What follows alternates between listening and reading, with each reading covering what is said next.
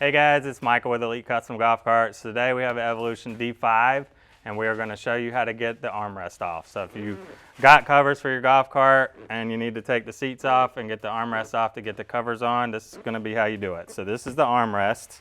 To take the armrest off, you're just going to punch in right here and then twist your armrest back 90 degrees. Once you get it back 90 degrees, you're going to have to pull kind of hard, but that's how it goes. And then the cover will just pull right off. If you got new covers, you can put the new cover on. Or if your armrest is damaged or broken, that's how you get it off to put the replacement on. So I'll show you how to put it back on. So this is going to be the tab that kind of locks it in and keeps it from going all the way back. So now we're just going to put it back in at that same 90-degree angle. We're going to find where that tab fits in. Then we're going to punch it again and twist it back on. That's all you got to do. Thanks for watching, and follow our YouTube channel for more how-tos on Evolution golf carts.